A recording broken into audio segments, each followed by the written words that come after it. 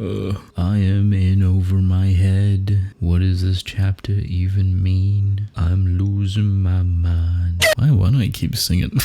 Alright, I don't really know where to start. I don't really know answers. I don't really know where I should be going with my train of thought. You're probably thinking Garden of Eden. You're probably thinking religion. You're probably thinking Adam and Eve and Jesus and Moses and God. I like all of those ideas and I'll get into it, but I have had a completely different train of thought, which probably is entirely wrong as well. Let's be honest. I will give you the quickest rundown on how this chapter goes. Aging mocks war, bang, sends her into the Shadow Realm, completely different dimension, very beautiful, lush, foresty area, giving Garden of Eden. Random naked guy appears, explains a bunch of different stuff about how long he's been in there. No one can escape, no one can die in here, except one person did escape, and Denji is in here as well. We're good, we're caught up, sweet. This is one of those chapters where you read it all in like 30 seconds. There's not much going on, but there is a lot going on. It's just the way you consume it. It's like, instead of it's a rat noise,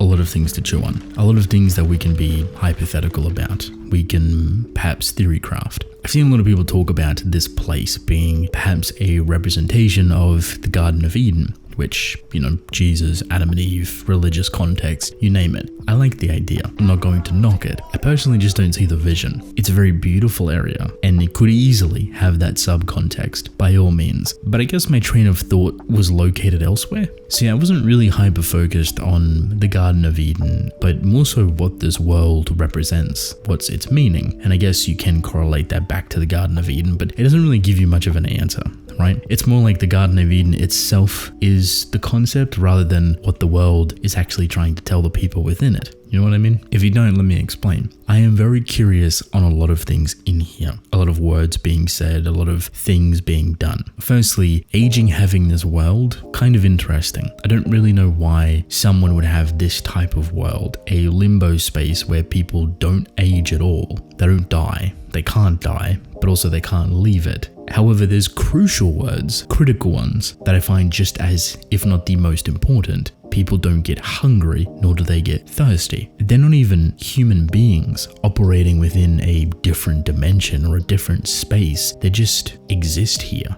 And existing is putting it lightly. They're just here. They don't age. They don't die. They don't get hungry, they don't get thirsty. It's almost like they have no state of existence. And when I started to think about that, the first, I guess, thought bubble that popped up in my mind was mirrors and a lot of conceptual, philosophical, going into what mirrors can actually represent. And as soon as I started thinking about that, you can directly connect it back to the aging devil. You see, the aging devil uses mirrors as a part of their repertoire. It's a way for them to visualize between dimensions. The hell space dimension that they were in prior, it's how they visualized and made contact with public safety and viewing the environment and also attacking Pochita. However, from our knowledge, primal fears should not be able to just walk into the human world. They can't just dive into it. So while aging might be able to peer into it using mirrors, she should not be able to just waltz in. I'd imagine perhaps the reasoning is because of their overwhelming power. Every example that we've seen of primal fears has had some sort of worthy sacrifice, a way to bring forth such power into the human world.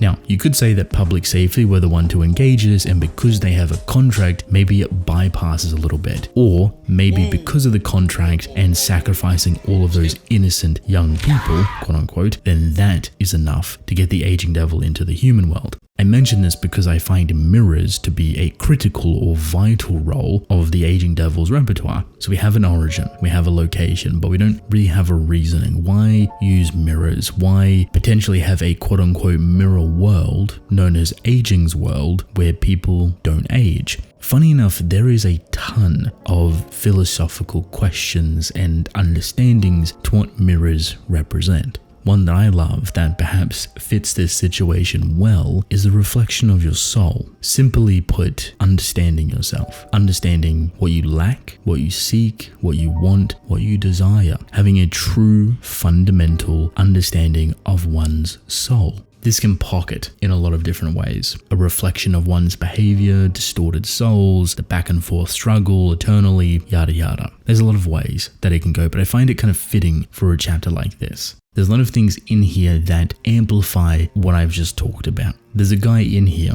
for example, that has been stuck for 82 years. He was a devil hunter, but he accidentally made a contract with the aging devil. The reason why he done that is because he passed by a mirror and seen himself, his insecurities, his soul. He noticed himself aging and wished that he wouldn't, coming to terms with one's mortality. As soon as he said that he would make a contract with a devil that is aging, if it existed, he found himself in this place. Now, technically, his wishes have been granted. He's not aging. He's been in here for 82 years. He is the youngest person. But as luscious and beautiful as this place seems, he's also not wearing any clothes. He doesn't get hungry. He doesn't get thirsty. He's attempted to take his life, but he can't die. And there are other humans, but they've lost their minds. Hearing those words spoken blew my mind, because I'm like, okay, is this a big psychological thing? Hence the whole mirror situation. Because I started thinking about oneself, and then I got into the whole mirror motif, the whole psychological aspect of that. And when I combined the two together, I was like, oh, it's just like the journey into one's mind, into one's soul, and pulling out certain aspects of it in their worst form. Like the things that you would technically wish for being arguably the worst thing to exist. This guy got what he wished for, but just in the worst way possible. You know what I mean? And mirrors being the kind of transitional point for it. So I'm like, okay, if this is a place where people get thrown to their own mind and get tossed around and really have to seek and find themselves, what better way than to have a person with two minds inside of them? Asa and War conflicting back and forth mentally and emotionally, physically.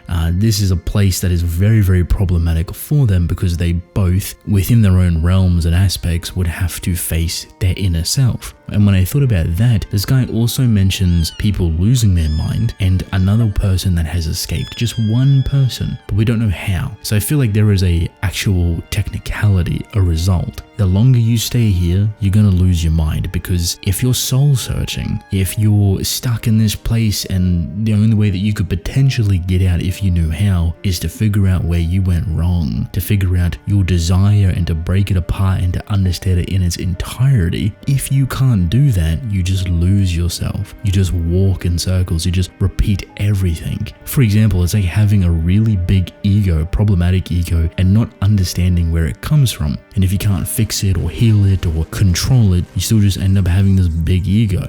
So I'm thinking to myself, and I'm like, okay, that's kind of a cool idea. I wonder if Fujimoto would do it. I wonder if the next handful of chapters would be kind of like a soul-searching journey with the backdrop of Garden of Eden, because it actually ties into that kind of well, and kind of the visual motif that it's going for, being like this timeless place that you don't seek anything, that you don't need anything. Hence the feeling of never getting hungry or never getting thirsty or not being able to die. You are kind of just stagnant. So you can imagine when you don't feel any of those human urges, are you even existing? And then if you struggle to even comprehend that situation, could you soul search within yourself? Do you see how this place is kind of made up to be like the pure embodiment of like a sensory deprivation chamber where nothing technically happens, and the only way that potentially you could get out is by answering your own inner self. But if you can't recognize your inner self, you don't get hungry, you don't get thirsty, you can't die, you might not even know how long you've been in here, and you're starting to lose your mind, which this guy is, by the way, just at the end hugging a tree screaming. Do you see how convoluted that could become? How crazy of a journey that would be? It's funny because mirrors, soul searching, Garden of Eden, Adam and Eve, the whole process all kind of comes together really nicely and sounds like this really